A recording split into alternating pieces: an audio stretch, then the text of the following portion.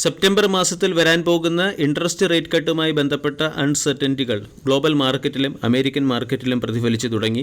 കഴിഞ്ഞ ട്രേഡിംഗ് സെഷനിൽ Nasdaq 0.71%, S&P 0.41% ഇടിഞ്ഞപ്പോൾ ഡോ John's 0.11% ഉയർന്നു. യൂറോപ്യൻ മാർക്കറ്റിൽ ഫഡ്സ് 0.19%, CSE 0.69% നെഗറ്റീവ് സൈഡിലാണ് ക്ലോസിംഗ് നൽകിയത്. ഡാക്സ് ഫ്ലാറ്റ് പോസിറ്റീവ് ക്ലോസിംഗ് നൽകി. ഇന്ന് പ്രവർത്തനം ആരംഭിച്ച ഏഷ്യൻ മാർക്കറ്റുകളിൽ ജപ്പാൻ്റെ ഇൻഡെക്സായ നിക്കി 25 0.36% ഉയർന്നും കൊറിയൻ ഇൻഡെക്സ് 0.22% ഇടിഞ്ഞും ഇന്തോനേഷ്യൻ ഇൻഡെക്സ് 1% ഉയർന്നും ട്രേഡ് ചെയ്യുന്നു. വെള്ളിയാഴ്ച ഇന്ത്യൻ ഇൻഡെക്സുകൾ ഫ്ലാറ്റ് നെഗറ്റീവ് ക്ലോസിംഗ് നൽകിയെങ്കിലും വീക്ക്ലി ബേസിസിൽ ഇൻഡെക്സ് മികച്ച പെർഫോമൻസ് കാഴ്ചവെക്കുകയും 24,000 എന്ന മൈൽ സ്റ്റോണിന് മുകളിൽ 24,011 പോസിറ്റീവ് ക്ലോസിംഗ് നൽകുകയും ചെയ്തു. വെള്ളിയാഴ്ച ഇൻസ്റ്റിറ്റ്യൂഷണൽ ഇൻവെസ്റ്റേഴ്സും ഇന്ത്യൻ മാർക്കറ്റിൽ ബുള്ളിഷായിരുന്നു. ഫോറിൻ ഇൻസ്റ്റിറ്റ്യൂഷണൽ ഇൻവെസ്റ്റർ 23 കോടി രൂപയുടെ സെല്ലിംഗ് നടത്തിയപ്പോൾ ഡൊമസ്റ്റിക് ഇൻസ്റ്റിറ്റ്യൂഷണൽ ഇൻവെസ്റ്റർ 6,658 കോടിയുടെ ബൈയിങ് ആണ് നടത്തിയത്. കൂടാതെ JP മോർഗൻ ചേസ് ആൻഡ് കോ ഇൻഡെക്സിൽ ഭാഗമായതിനെ തുടർന്ന് ഗവൺമെൻറ് ബോണ്ടുകളും ഡീസൻറ്റ് പെർഫോമൻസ് കാഴ്ചവെക്കുന്നു. ഇനി ഇന്നത്തെ ട്രേഡിംഗ് സെഷനിൽ സ്റ്റോക്ക് സ്പെസിഫിക് മൂവ്മെൻറ്റ് വരാൻ സാധ്യതയുള്ള ചില സ്റ്റോക്കുകളിലേക്ക് കടക്കാം. ന്യൂസ് ബേസ്ഡ് സ്റ്റോക്ക് സ്പെസിഫിക് മൂവ്മെൻറ്റിനെ കുറിച്ചാണ് നമ്മൾ ഡിസ്കസ് ചെയ്യുന്നത്. ഒന്ന്, നിയോജൻ കെമിക്കൽസ്. നിയോജൻ കെമിക്കൽസ് എന്ന സ്പെഷ്യാലിറ്റി കെമിക്കൽ കമ്പനിയുടെ പ്രൊമോട്ടർ 5.67% സ്റ്റേക്കുകൾ 1,611 രൂപ പെർ ഷെയർ എന്ന റേറ്റിൽ സെൽ ചെയ്തിട്ടുണ്ട്. പ്രധാനമായും ഫോറിൻ ഇൻസ്റ്റിറ്റ്യൂഷണൽ ഇൻവെസ്റ്റേഴ്സാണ് ഈ സ്റ്റേക്കുകൾ വാങ്ങിയിരിക്കുന്നത്. ഗോദ്രേജ് പ്രോപ്പർട്ടീസ് പ്രതിവർഷം 1,800 കോടി രൂപയുടെ റവന്യൂ ജനറേറ്റ് ചെയ്യാൻ ശേഷിയുള്ള 11 ഏക്കർ ലാൻഡ് പൂനെയിൽ വാങ്ങിയിട്ടുണ്ട്. ഇതുവഴി 2.2 million square feet area Godrej പ്രോപ്പർട്ടീസിന് ഡെവലപ്പ് ചെയ്യാൻ സാധിക്കും.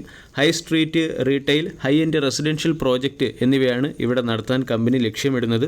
ഇതിൻ്റെ പശ്ചാത്തലത്തിൽ ഗോദ്രേജ് പ്രോപ്പർട്ടീസ് എന്ന സ്റ്റോക്കിനെ ഇന്നത്തെ ട്രേഡിംഗ് സെഷനിൽ ശ്രദ്ധിക്കാം. റിന്യൂവബിൾ എനർജി സെഗ്മെൻറ്റിൽ നിന്നും ശ്രദ്ധിക്കാവുന്ന സ്റ്റോക്ക് JSW എനർജിയാണ്.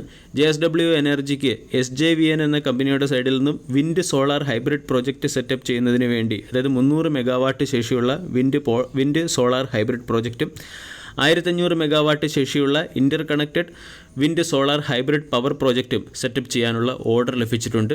ഈ ന്യൂസിൻ്റെ പശ്ചാത്തലത്തിൽ JSW എനർജി എന്ന സ്റ്റോക്കിനെ ഇന്നത്തെ ട്രേഡിംഗ് സെഷനിൽ ശ്രദ്ധിക്കാം. റിയൽ എസ്റ്റേറ്റ് സെഗ്മെൻറ്റിൽ നിന്നും ശ്രദ്ധിക്കാവുന്ന മറ്റൊരു സ്റ്റോക്ക് സിഗ്നേച്ചർ ഗ്ലോബൽ എന്ന കമ്പനിയാണ്. സിഗ്നേച്ചർ ഗ്ലോബൽ അതിൻ്റെ developed real estate project titanium SPR എന്ന പ്രോജക്റ്റ് 2,700 കോടി രൂപയ്ക്ക് സെൽ ചെയ്തു. ബാങ്ക് ഓഫ് ബറോഡയ്ക്ക് ഇൻകം ടാക്സ് ഡിപ്പാർട്ട്മെൻറ്റിൽ നിന്നും 1,067 കോടി രൂപയുടെ ടാക്സ് ഡിമാൻഡ് നോട്ടീസ് ലഭിച്ചിട്ടുണ്ട്. അതോടൊപ്പം തന്നെ ബാങ്ക് ഓഫ് ബറോഡ ജൂലൈ 5-ാം തീയതി ബോർഡ് ഓഫ് ഡയറക്ടേഴ്സിൻ്റെ മീറ്റിംഗ് വിളിപ്പിച്ചിരിക്കുകയാണ്. ഫണ്ട് റൈസ് ചെയ്യുന്നതിനുമായി ബന്ധപ്പെട്ട് തീരുമാനമെടുക്കുന്നതിനാണ് ബോർഡ് ഓഫ് ഡയറക്ടേഴ്സിൻ്റെ മീറ്റിംഗ് വിളിപ്പിച്ചിരിക്കുന്നത്. വോഡാഫോൺ ഐഡിയ എന്ന കമ്പനിയും അതിൻ്റെ ടെലികോം താരിഫ് ഹൈക്ക് നടപ്പിലാക്കി. 10 മുതൽ 14% വരെയുള്ള ടെലികോം താരിഫ് ഹൈക്കാണ് വോഡാഫോൺ ഐഡിയ നടപ്പിലാക്കിയിരിക്കുന്നത്. പുതിയ നിരക്കുകൾ ജൂലൈ 4-ാം തീയതി മുതൽ പുറത്തുവരും. അതിൻ്റെ പശ്ചാത്തലത്തിൽ ഇന്നത്തെ ട്രേഡിംഗ് സെഷനിൽ വോഡാഫോൺ ഐഡിയ എന്ന സ്റ്റോക്കിനെ ഫോക്കസ് ചെയ്യാവുന്നതാണ്. 2035 നെറ്റ്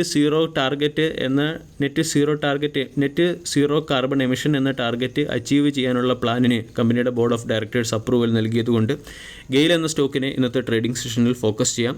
അൾട്രാടെക് സിമൻറ്റ് അതിൻ്റെ എക്സിസ്റ്റിംഗ് പ്രൊഡക്ഷൻ കപ്പാസിറ്റി വർദ്ധിപ്പിച്ചിരിക്കുകയാണ്.